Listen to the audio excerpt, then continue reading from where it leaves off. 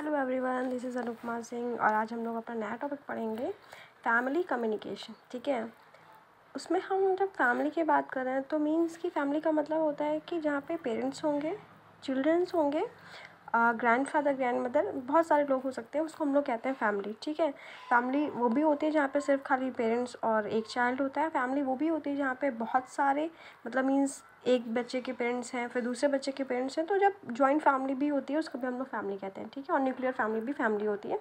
तो वहाँ पे जब हम कम्युनिकेशन की बात करते हैं कि हमारा कम्युनिकेशन स्टाइल क्या है, हम कैसे कम्युनिकेट कर रहे हैं, ठीक है, तो वहाँ पे बात आती है कि जिस तरह से हम कम्युनिकेट करेंगे वो हमारा क्या कहलाएगा कि communication style in the family. ठीक है, जब हम प्रॉपर तरीके से कम्युनिकेट करेंगे तो हमारा जो रिलेशनशिप है आपस में वो कैसा होगा, अच्छा होगा। जब हम प्रॉपर तरीके से नहीं कम्युनिकेट कर रहे हैं, हमारे में कम्युनिकेशन गैप आ रहा है फैमिली में, तो वहाँ पे मिसअंडरस्टैंडिंग क्रिएट होंगी और जिसकी वजह से जो गैप होना चाहिए रिलेशनशिप में वो हमें दिखाई देगा और हमारी रिलेशनशिप स्ट्रॉन्ग नहीं होगी। ठीक है, जब हम बात करें फैमिली कम्युनिकेशन की, जब कम्युनिकेशन की बात ही आ रही तो जहाँ पे बहुत सारे लोग होंगे वहाँ पे कहीं ना कहीं कन्फ्लिक्ट की प्रॉब्लम होगी या कॉम्प्लेक्स सिचुएशन ऐसी होगी जहाँ पे हमें कोई ना कोई सॉल्यूशन ढूंढना होगा। ठीक है, तो फैमिली जैसे मैंने बताया कि वहाँ पे दो से ज़्यादा लोग तो होंगे ही होंगे। ठीक है, तो जब दो लोग होते हैं तो हम सिर्फ सिंपल से एक रिलेशनशिप फॉर्म कर रहे हैं, बट दो से ज़्यादा लोग होंगे तो 3 रिलेशनशिप भी फॉर्म होती हैं, उससे ज़्यादा लोग होंगे तो 6, 8, 10 ऐसे।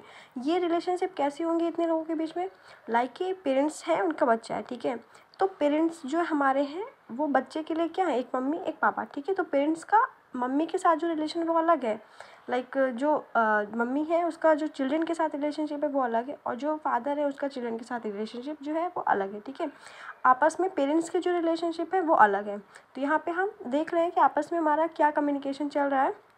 बहुत सारी जगहों पे ऐसा होता है, जैसे डिवोर्स वगैरह आजकल आम बात हो गई, नॉर्मल, हर मतलब ऑलमोस्ट बहुत सारे लोग ये इस डिसीजन पे पहुंच जाते हैं जहाँ पे ये सारी चीज़ें होती हैं। तो वहीं उस सिचुएशन में देखा जाता है कि बहुत बार ऐसा होता है कि पेरेंट्स के आपस में नहीं बन रही, उनके आपस में रिलेशनशिप अच्छी नहीं है, बट उनके जो बच्चा है, जो चाइल्ड है, उसके साथ रिलेशनशिप अच्छी है। तो वो पेरेंट्स क्या करते हैं कि उस चाइल्ड के लिए वो अपना उस रिलेशन को बचाने की कोशिश करते हैं। तो वहाँ पे आता है हमारा कम्युनिकेशन गैप कि पर्टिकुलर एक इंडिविजुअल से दूसरे इंडिविजुअल के रिलेशनशिप क्या है। ये हम नहीं कह सकते कि एक फैमिली में तो सारे फैमिली मेम्बर्स की सबके साथ रिलेशनशिप अच्छी होगी या एक जैसी होगी।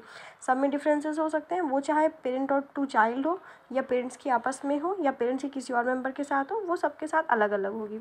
जो कम्युनिकेशन स्टाइल होगा वो अलग अलग होगा, जो रिलेशनशिप होगी वो अलग अलग होगी। ठीक है, जब रिलेशनशिप की बात करें, फैमिली में कम्युनिकेशन की बात करें, तो वहाँ पे कोई भी ऐसी सिचुएशन नहीं होती है लाइक कि हम कहीं पे विन कर रहे हैं या कहीं पे लूज़ कर रहे हैं। कोई भी कन्वर्सेशन है, कोई भी डिस्कशन चल रहा है और वहाँ पे आप आर्ग्यूमेंट कर रहे हो या कुछ भी चल रहा है, वहाँ पे अगर आप ऐसा होता है कि आपकी बात लोग मान ले रहे हैं और आपको लोग समझ ले रहे हैं, तो उसका मतलब ये नहीं है कि आप वहाँ पे जीत गए। उसका मतलब ये है कि शायद सामने वाले ने आपको जिताया है। क्योंकि वो आपको अच्छा फील कराना चाहता है, या मे बी ऐसा हो सकता है वो आपको डिमोरलाइज या डिमोटिवेट नहीं करना चाहता है। तो वहाँ पे विन और लूज़ की सिचुएशन आती ही नहीं जहाँ पे फैमिली की बात आती है। ठीक है, क्योंकि वहाँ पे आप एक ही जगह पे रह रहे हो और सब लोग एक दूसरे से रिलेटेड हो और कनेक्टेड हो। ठीक है, नेक्स्ट बात आती है फैमिली कम्युनिकेशन स्टाइल की, क्योंकि जब हमारी रिलेशनशिप जो फॉर्म हो रही है वो अच्छी है बुरी है, ये किस पे डिपेंड करेगी, हमारी कम्युनिकेशन के स्टाइल पे।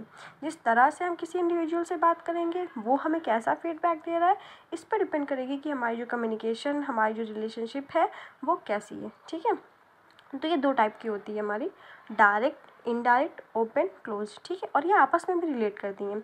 तो ऑल इन ऑल हम देख सकते हैं कि 4 टाइप की रिलेशनशिप हो गई हमारी।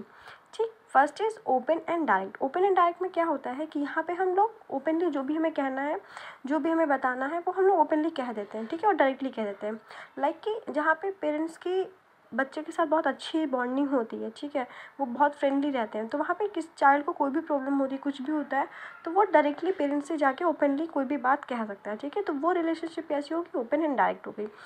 क्यों वो ओपन एंड डायरेक्ट रिलेशनशिप है, क्योंकि वहाँ पे कम्युनिकेशन प्रॉपर तरीके से हो रहा है, पेरेंट्स ने वो चीज़, वो कम्युनिकेशन, वो रिलेशन बना के रखा है कि चाइल्ड अपनी बात ईजिली उनसे कह पा रहा है। Next is open and indirect. Open and indirect relationship वो होती है जहाँ पे पेरेंट्स जो है वो क्या कर रहे हैं कि अपने जो चाइल्ड है उसको एक कोई भी डिसीजन बता रहे हैं। ठीक है, बट वो डायरेक्टली ना बता के उसको इनडायरेक्टली वो चीज़ करने की कह रहे हैं।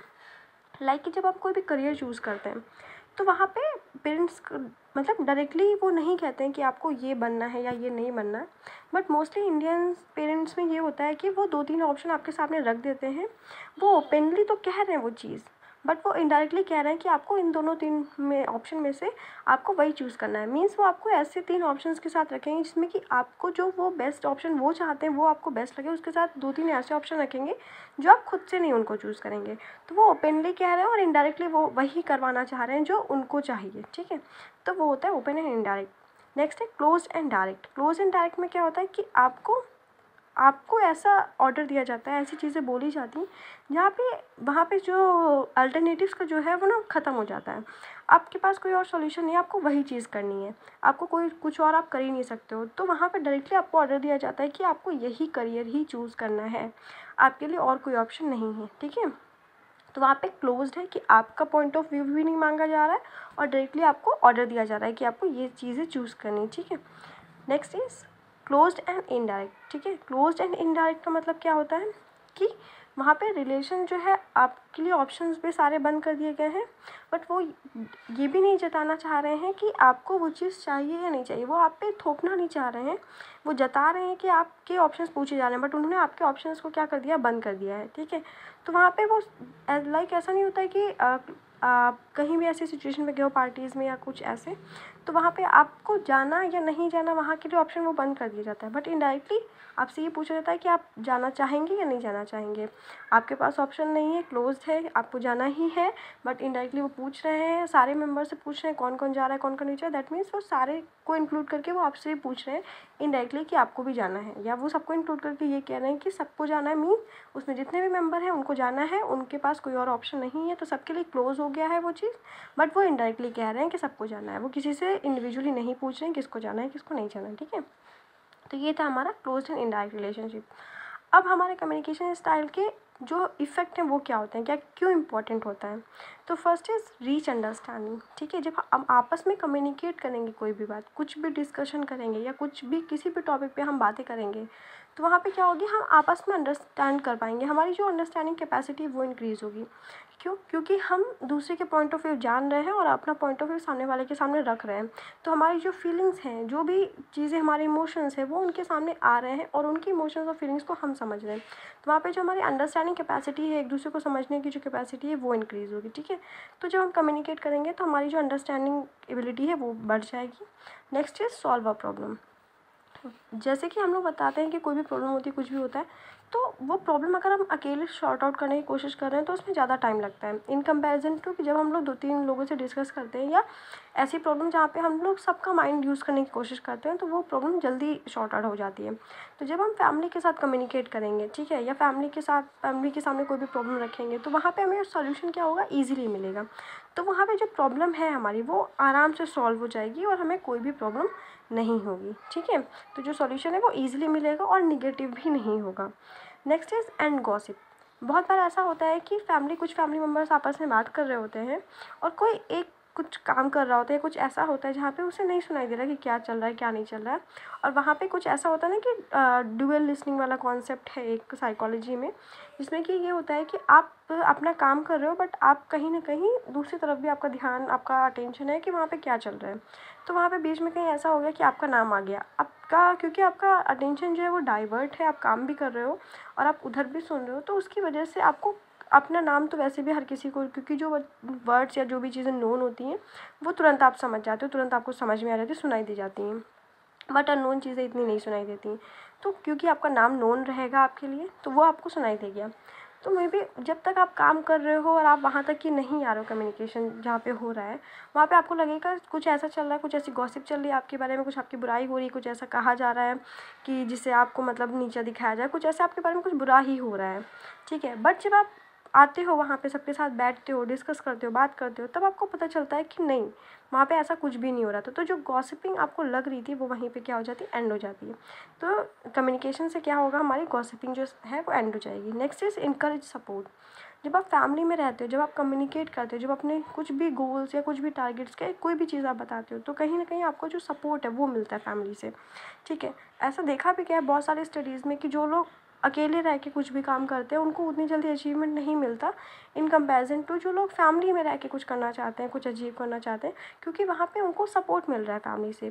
जो भी चीज़ें उनको मोटिवेशन टाइम टू टाइम मिल रहा है, जो कि इंट्रिंसिक मोटिवेशन वो खुद से उनको डेवलप हो पा रहा है, एक्सटेंसिक मोटिवेशन वो प्रोवाइड कर रहे हैं, जो घर वाले हैं उनको प्रोवाइड कर रहे हैं।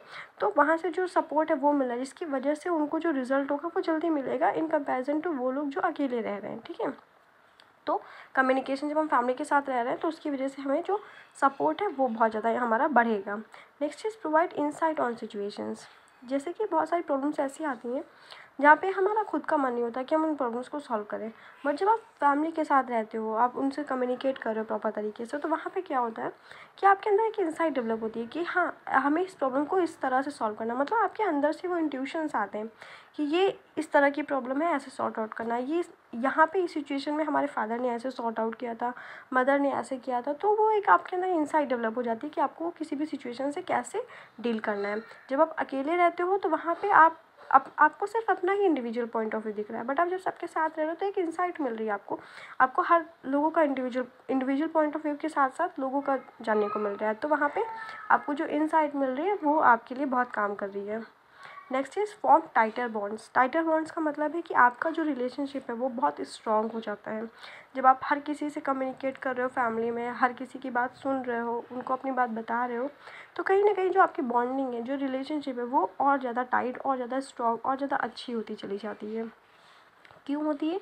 क्योंकि आप किसी और को बताने से अच्छा अगर वो प्रॉब्लम अपने फैमिली में, अपने घर के जो मेंबर्स हैं उनको बता रहे हो, तो कहीं ना कहीं आपका सॉल्यूशन वो अपने पॉइंट ऑफ व्यू से निकालेंगे और आपको अपना बच्चा समझ के निकालेंगे। ठीक है, बट अगर आप किसी और से कह रहे हो तो वहाँ पे रिलेशनशिप अच्छी नहीं होगी, और प्लस जो हमारे पेरेंट्स हैं उनको भी बुरा लगेगा कि आपने वो जो प्रॉब्लम थी वो उनसे क्यों नहीं कही, बाहर वाले से क्यों कही। तो ये कुछ सारी प्रॉब्लम्स होती हैं जो कि कम्युनिकेशन अगर गैप होगा तो इंक्रीज़ हो जाएंगी, बट अगर वो नहीं होगा तो ये सारी जो एडवांटेजेस है वो हमें मिलते हैं। ठीक है, ये नेक्स्ट एंड था हमारे टॉपिक का। नेक्स्ट टॉपिक हम लोग नेक्स्ट क्लास में पढ़ेंगे। Thank you.